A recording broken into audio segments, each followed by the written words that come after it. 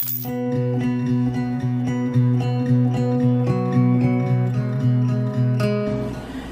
terkini di Praha sebenarnya sudah cukup membaik ya.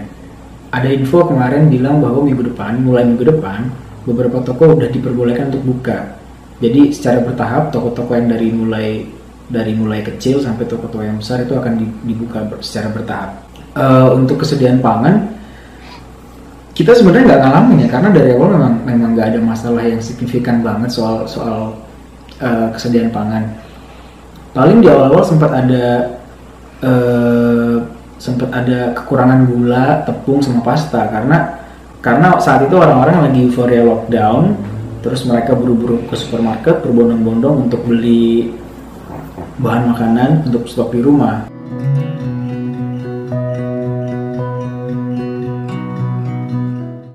Kasus pertama di Praha itu sekitar awal Maret, kalau nggak salah tanggal 1 Maret itu ada turis dari Amerika yang terinfeksi ya, sama ada 2 orang Ceko yang habis pulang liburan dari Italia. Setelah itu 1 minggu atau 2 minggu setelahnya baru mulai ada state of emergency di Ceko, lalu country lockdown, jadi seluruh negara ditutup bordernya, nggak ada yang boleh keluar dan nggak ada yang boleh masuk. Jadi warga-warga lokal itu nggak boleh keluar negeri, orang-orang asing nggak boleh masuk ke Ceko. Sebenarnya setelah lockdown nggak ada masalah gimana banget sih, nggak mencekam juga, biasa aja sih. Ya kita semua di rumah, jadi kita nggak tahu kondisi di luar seperti apa. Cuman banyak foto-foto atau footage di Instagram atau di YouTube yang memperlihatkan bahwa Praha kosong aja gitu. Meskipun ada 1-2 mobil lewat masih ada. Karena kan ada beberapa orang yang mengunjungi keluarga atau ada beberapa perusahaan orang yang mesti harus kerja, yang memang nggak bisa kerja dari rumah gitu.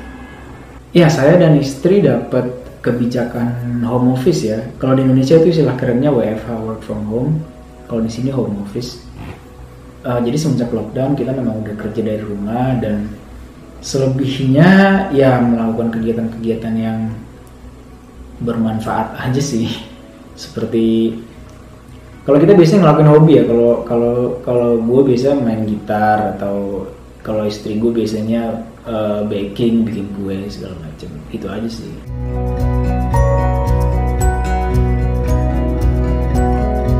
Setelah negara mengumumkan lockdown, pemerintah langsung merekomendasikan orang-orang, seluruh warga untuk menggunakan masker kalau keluar, terutama ke tempat-tempat keramaian seperti supermarket, atau bahkan kalau kita mau jalan-jalan di hutan pun itu wajib pakai masker, atau di taman, atau mengunjungi keluarga, atau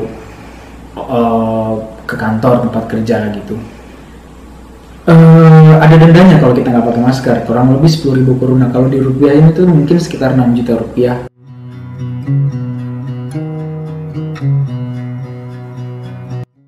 Sejauh ini sih kalau kompensasi nggak ada ya, atau mungkin kita nggak tahu karena kita nggak dapat kompensasi dari pemerintah. Kami berdua juga saya dan istri bukan orang Ceko, jadi mungkin keluarga lokal ada ya buat orang-orang yang dirumahkan karena terimbas corona, mungkin ada gaji atau kurang paham juga. Tapi kalau di kasus kami nggak ada ya, kami juga masih kerja dari rumah, jadi sebenarnya nggak ada masalah dengan pemasukan, jadi kita nggak perlu kompensasi.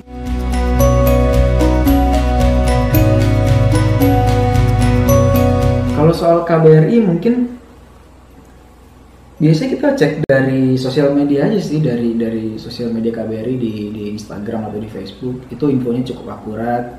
Kita bisa tahu ada berapa kasus saat ini, terus yang meninggal berapa, yang sembuh berapa. Itu kadang-kadang suka dipost juga sama KBRI.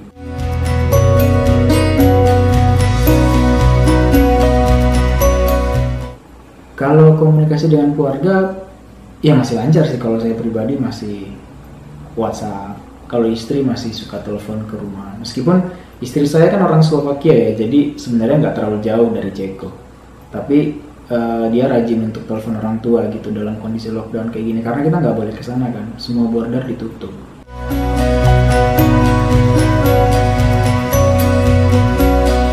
Yang saya rindukan dari tanah air dalam kondisi seperti ini adalah gorengan sebenarnya.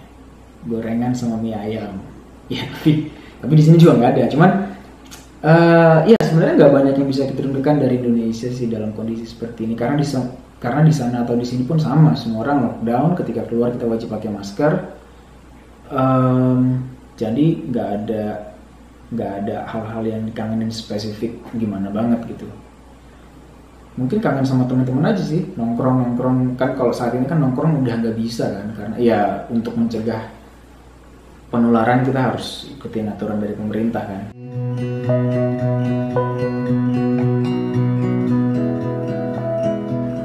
Harapan kami setelah pandemi ini berakhir adalah kita bisa jalan-jalan lagi, karena kan jalan-jalan atau traveling itu buat kami berdua itu kegiatan rutin. Biasanya kita melakukan traveling itu 3 bulan sekali atau 4 bulan sekali dalam setahun. Enggak dalam setahun, pokoknya setiap 4 bulan atau 3 bulan sekali kita pasti jalan keluar. Nah, semenjak lockdown kita udah gak bisa kemana-mana, keluar rumah pun agak susah, harus pakai masker, males kan. Mendingan nggak keluar rumah daripada harus keluar pakai masker gitu. Ya, setelah pandemi ini berakhir, kita berharap bisa jalan-jalan lagi sih ke beberapa negara yang memang belum kita kunjungi.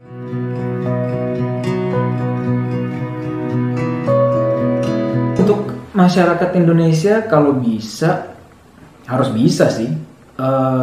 Kalau nggak perlu keluar, nggak perlu banget keluar, nggak perlu keluar gitu. Di rumah aja, seperti hashtag pada umumnya di sosial media, di rumah aja, stay at home.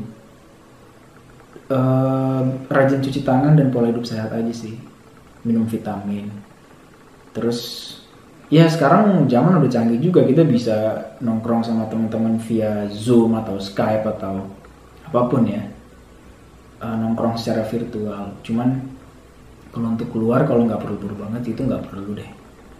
Ya, saran untuk pemerintah kalau bisa mungkin lebih ditegaskan aja sih aturan menggunakan masker kalau keluar. Terus kalau bisa ada dendanya juga kalau orang nggak pakai masker gitu, biar orang takut kan.